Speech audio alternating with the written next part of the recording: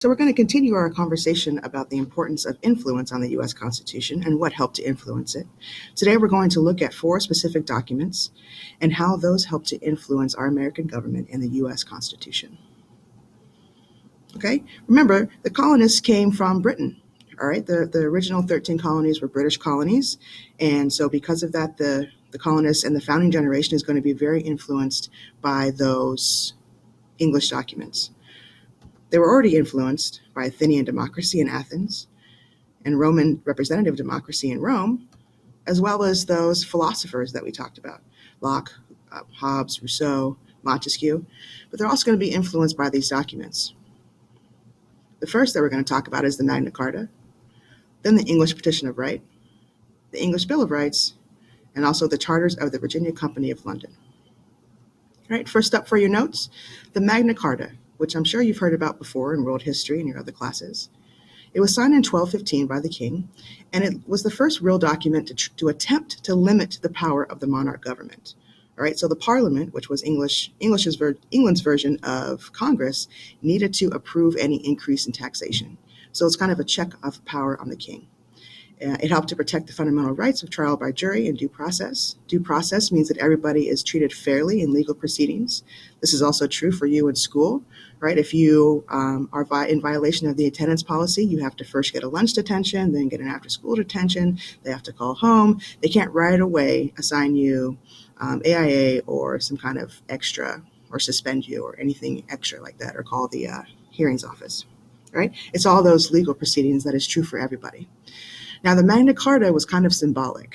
It wasn't very much enforced, and the king really had to sign it. You can see here on the right, the king signed the Magna Carta, but he's also surrounded by nobles and knights who were pressuring him to do it, saying that we will not fight your wars, and we might actually even kill you if you don't sign this. So the king was under a lot of pressure, and it ended up not really being that enforced. So this meant that there was a need for the English Petition of Rights, which was signed in 1628. Okay, this meant that the Magna Carta is going to be now more enforced. Okay, so it kind of made it more real and established this concept of rule of law, which is very important for any kind of balanced government. Rule of law means well-defined and established laws. It means that what is true for what happens to you is going to happen to everybody else who's living, who was a citizen where you are. Right, also guaranteed trial by jury, protected against martial law, which means that the government controlled the citizens by military. It's protected against the quartering of troops, okay, protection of private property, and the writ of habeas corpus, which looks like it's kind of cut out down there, but it means that it's Latin for show me the body, right? It means that you have to have notice of imprisonment, and that prisoner is going to be able to come to court and see the judge, okay? All right, the English Bill of Rights. If you were to read the English Bill of Rights and compare it to the U.S. Bill of Rights and the Constitution, the first 10 amendments, you would find them to be very, very similar, right? Very influential document to American government. It further limited the king's power. It meant no standing army in peacetime. Okay, so the king could not raise an army if there is no war to fight. Free elections for all those who are eligible to vote, so they could not be coerced into voting or threatened if they didn't vote for who the king wanted them to vote for. And the right of petition, which is really important. This means right of petition if you were to, for example, want to change something in the cafeteria, right, and you got a bunch of other students to sign your petition that says no more of these gross wheat cookies in the lunch line. If you got everybody to sign it to show your support, right, that would be your right of petition. That would be a petition.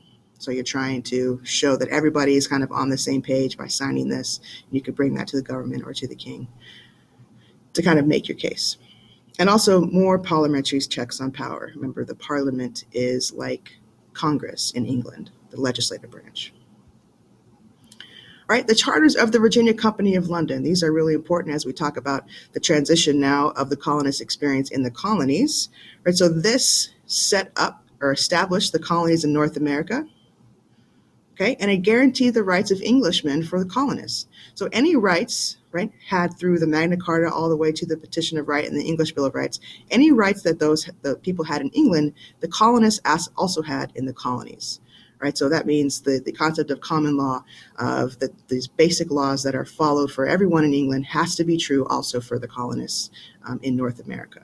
which is going to be very influential to the colonists because they're going to, if you remember from U.S. history, they're going to start being not okay with being under English rule.